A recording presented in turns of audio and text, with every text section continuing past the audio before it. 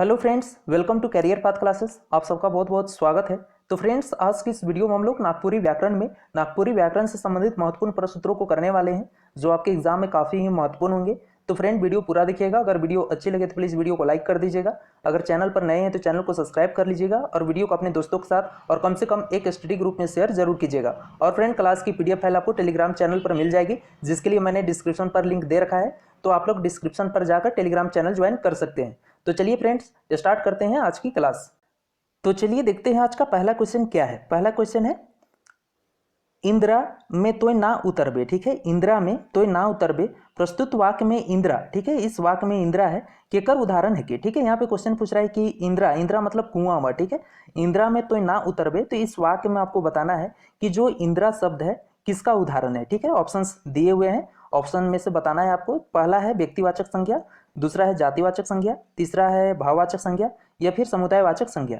तो यहाँ पे इंदिरा हमारा क्या होगा, जातिवाचक संज्ञा होगा। ठीक है, इंदिरा में तो ना उतरबे, इस वाक्य में इंदिरा किसका उदाहरण है, तो जातिवाचक संज्ञा का उदाहरण है। ठीक है, तो चलिए हम लोग यहाँ पर पहले पूरा डिटेल में संज्ञा को समझ लेते हैं कि संज्ञा क्या होता है, उसके बाद क्वेश्चन पे आते हैं। ठीक है, तो चलिए सबसे पहले हम लोग यहाँ पे समझते हैं कि संज्ञा के कहल जाए। ठीक है, तो यहाँ पर आप ध्यान से देखिएगा, संज्ञा कोनो आदमी, चीज, वस्तु, ठाव, भाव चाहे गुण, मनक, नाव के संज्ञा कहल जाएला। संज्ञा किसे कहते हैं, तो किसी व्यक्ति हो गया, वस्तु हो गया, स्थान हो गया या भाव हो गया, इन सभी नामों को हम क्या कहते हैं, संज्ञा कहते हैं। जैसे एग्जाम्पल में हम देखें तो राम रेखा क्या है, किसी ठाव यानी स्थान का नाम है।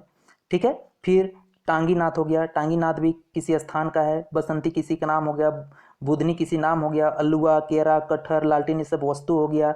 ठीक है, जतरा, भकुआ, प्यार, दिया। ठीक है, तो दिया तो यहाँ वस्तु हो गया, प्यार ये सब क्या हो जाएगा, भाव हो जाएगा। तो इन सभी को हम क्या कहेंगे, संज्ञा कहेंगे। ठीक है, चलिए आगे हम बात करते हैं कि अर्थ कर आधार पर, किसके आधार पर, तो अर्थ कर आधार पर संज्ञा कर 5 गो भेद होवेला। ठीक है, अर्थ कर आधार पर संज्ञा के कितने भेद होते हैं, तो 5 भेद होते हैं। कौन कौन, पहला होता है व्यक्तिवाचक संज्ञा। ठीक है, तो व्यक्तिवाचक संज्ञा के कहल जाएला, वो समझते हैं पहले।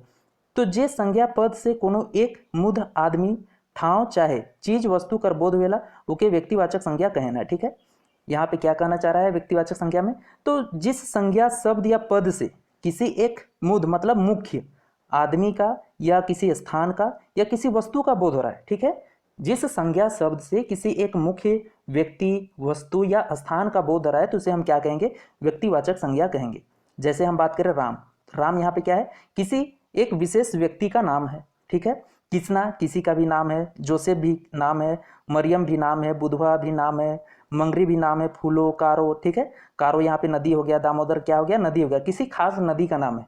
ठीक है, तो व्यक्तिवाचक संज्ञा में यहाँ कहा ही जा रहा है कि जिस संज्ञा पद से किसी मुख्य व्यक्ति हो गया, स्थान हो गया या वस्तु का बोध हो रहा है, तो उसे हम व्यक्तिवाचक संज्ञा कहेंगे। ठीक है, जैसे यहाँ बूढ़ा पहाड़ तो किसी खास पहाड़ का नाम है। ठीक है, और बहुत सारे एग्जाम्पल है, जैसे यहाँ पर हम देखें तो टैगोर हिल, रांची किसी स्थान का नाम हो गया, सिमडेगा, बाइबिल। ठीक है, डहर पत्रिका, जिला स्कूल। ठीक है, ये सब सारे क्या है, तो व्यक्तिवाचक संज्ञा के उदाहरण है। ठीक है, दूसरा देखते हैं, दूसरा है हमारा जातिवाचक संज्ञा।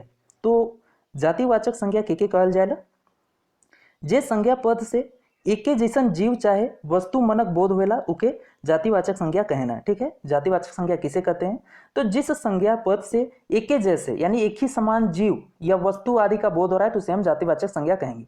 ठीक है, जैसे यहाँ एग्जाम्पल में समझते हैं, जैसे यहाँ पे नदी दिया हुआ है। ठीक है, तो नदी में यहाँ पर हम नदी सिर्फ बोल रहे हैं, तो दुनिया में पूरे विश्व में जितने सारे नदी है इसमें संबोधित हो जाते हैं। जैसे हमने बोला गंगा, ठीक है, तो गंगा किसी खास नदी का नाम हुआ, लेकिन हम सिर्फ नदी बोल रहे हैं तो गंगा नदी भी इसी में सम्मिलित हो जा रहा है। ठीक है, तो ये जातिवाचक संज्ञा का उदाहरण होगा नदी।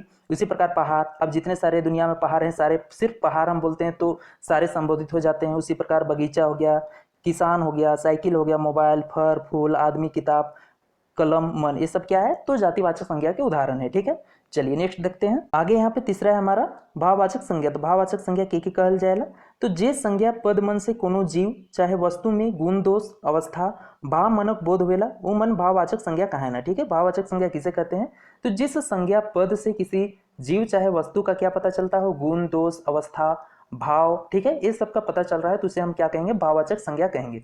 जैसे हम एग्जाम्पल में देखे हैं, जैसे सुंदरई, तो क्या है, यहाँ पे गुण है, माया हो गया, दया हो गया, बुढ़ारी हो गया, छुआरी, ये सब क्या है, तो अवस्था है, ज्ञान, मिठास, मधुरय, दोस्ती, भलाई, ये सब क्या है तो भाव है। ठीक है, तो ये सब सारे क्या हो जाएंगे, भाववाचक संज्ञा के उदाहरण हो जाएंगे।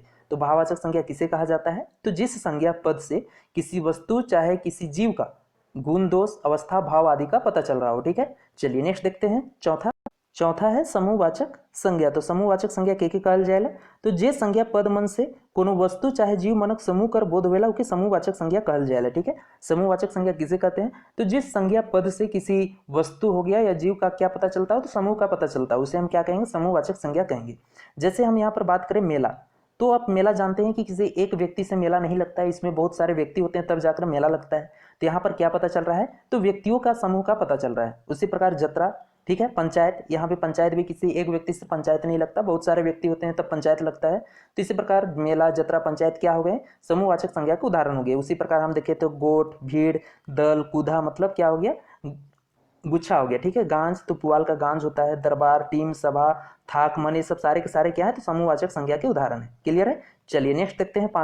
पांचवा है द्रव्यवाचक संज्ञा। द्रव्यवाचक संज्ञा के कहल जाएला, तो जे संज्ञा पद मन से या शब्द मन से कोनो धातु चाहे द्रव से जुड़ल पदार्थ मानक बोध होवेला उके द्रव्यवाचक संज्ञा कहना। ठीक है, द्रव्यवाचक संज्ञा किसे कहते हैं, तो जिस संज्ञा शब्द से किसी धातु चाहे द्रव से जुड़े हुए पदार्थ का बोध हो रहा है तो उसे हम क्या कहेंगे, द्रव्यवाचक संज्ञा कहेंगे। जैसे माटी हो गया, सोना हो गया। ठीक है, तो ये सब क्या है, तो कोई धातु हो गया या कोई पदार्थ हो गया। ठीक है, उसी प्रकार चांदी, कांसा, लोहा, पीतल, पानी, घी, तेल, दूध, ये सब सारे के सारे क्या है, तो द्रव्यवाचक संज्ञा है। क्लियर है, चलिए अब हम लोग लौटते हैं क्वेश्चन पे। क्वेश्चन क्या पूछा था हमारा यहाँ पे, क्वेश्चन पूछा था कि इंदिरा में तो ना जा उतरबे, प्रस्तुत वाक्य में इंदिरा केकर उदाहरण है कि, तो किसका उदाहरण हो जाएगा, जातिवाचक संज्ञा का उदाहरण हो जाएगा। ठीक है, क्यों, क्योंकि इंदिरा सिर्फ हम बोल रहे हैं तो यहाँ पर दुनिया में, ठीक है, पूरे विश्व में जितने सारे कुआं हैं सबका बोध हो जा रहा है। ठीक है, क्योंकि वो कुआं ईंटा हो सकता है, पत्थर हो सकता है, तो किसी निश्चित कुआं का यहाँ पे बात नहीं कर रहा है। ठीक है, इसी वजह से ये क्या हो जाएगा, हमारा जातिवाचक संज्ञा हो जाएगा। क्लियर है, चलिए नेक्स्ट क्वेश्चन देखते हैं। नेक्स्ट क्वेश्चन नंबर सेकेंड है, रांची में अगम भूसड़ी आए हैं। ठीक है, रांची में अगम भूसड़ी मतलब यहाँ मच्छर की बात कर रहा है, तो वाक्य में भूसड़ी केकर उदाहरण है कि। ठीक है, यहाँ पे आपको बताना है कि रांची में अगम भूसड़ी मतलब मच्छर आए हुए हैं, तो इस वाक्य में आपको बताना है कि जो भूसड़ी शब्द है किसका उदाहरण है, भाववाचक का या फिर व्यक्तिवाचक का या फिर जातिवाचक का या फिर समूहवाचक का। तो यहाँ पे ऑप्शन हमारा सी सही होगा, जातिवाचक संज्ञा का उदाहरण है। ठीक है, अभी जस्ट मैंने बता दिया है। चलिए नेक्स्ट क्वेश्चन देखते हैं। नेक्स्ट क्वेश्चन नंबर 3 है, त्र देवनागरी लिपि में कौन व्यंजन भाग में आवेला। ठीक है, यहाँ पे क्वेश्चन पूछ रहा है कि जो त्र वर्ण है तो देवनागरी लिपि के किस व्यंजन भाग में आता है वो बताना है। ठीक है, स्पर्श व्यंजन भाग में आएगा या ऊष्म व्यंजन भाग में आएगा या संयुक्ताक्षर में आएगा या फिर स्वर्ण व्यंजन में आएगा। तो यहाँ पे ऑप्शन हमारा सही होगा, संयुक्ताक्षर व्यंजन भाग में आएगा। ठीक है, तो चलिए यहाँ पर हम लोग डिटेल में समझ लेते हैं कि किस किस व्यंजन भाग में कौन कौन से वर्ण आते हैं। ठीक है, तो सबसे पहले आप लोग यहाँ पे देखिएगा, स्पर्श व्यंजन भाग में कौन कौन से वर्ण आते हैं, तो क वर्ग से लेकर प वर्ग तक। कहाँ तक, तो क वर्ग से लेकर प वर्ग तक सारे के सारे क्या होते हैं, स्पर्श व्यंजन होते हैं। ठीक है, अगर हम दूसरा बात करें नेक्स्ट, अंतस्थ व्यंजन कौन कौन से वर्ण होते हैं, तो य, र, ल, व क्या होते हैं, अंतस्थ व्यंजन। और ऊष्म व्यंजन कौन कौन से होते हैं, तो तालब स, मूर्धन्य स, धन्य स और ह। ठीक है, ये चारों क्या होते हैं, ऊष्म व्यंजन। और संयुक्त व्यंजन यानी संयुक्त अक्षर की बात करें तो अक्ष, त्र, ज्ञा और स्र। ठीक है, ये चारों होते हैं। तो यहाँ पे त्र आप देख रहे होंगे, त्र क्या है, संयुक्त व्यंजन है यानी संयुक्ताक्षर है। ठीक है, तो क्वेश्चन में पूछा क्या था हमारा, क्वेश्चन में पूछा था कि त्र देवनागरी लिपि में कौन व्यंजन भाग में आवेला, तो किस व्यंजन भाग में आएगा, तो संयुक्ताक्षर में आएगा यानी संयुक्त व्यंजन में आएगा। क्लियर है, चलिए नेक्स्ट क्वेश्चन देखते हैं। नेक्स्ट क्वेश्चन नंबर 4 है हमारा कि देवल में से आपको बताना है कि देवल में से अल्पप्राण ध्वनि ना लागे। ठीक है, आपको यहाँ से बताना है कि चारों ऑप्शनों में से कि कौन सा अल्पप्राण ध्वनि नहीं है, च, ट, त या उ। तो यहाँ पे ऑप्शन हमारा डी सही हो जाएगा, उ नहीं है। ठीक है, तो चलिए यहाँ पर हम लोग डिटेल में समझते हैं कि अल्पप्राण और महाप्राण होता क्या है। ठीक है, तो यहाँ पर आप ध्यान से देखिएगा, अल्पप्राण शब्द क्या क्या होते हैं, वर्ण क्या क्या होते हैं। ठीक है, तो जहाँ उच्चारण में कम ताकत या मुंह से कम हवा, चाहे उच्चारण हलुक हुए, उके अल्पप्राण चाहे अघोष ध्वनि कहल जाएला।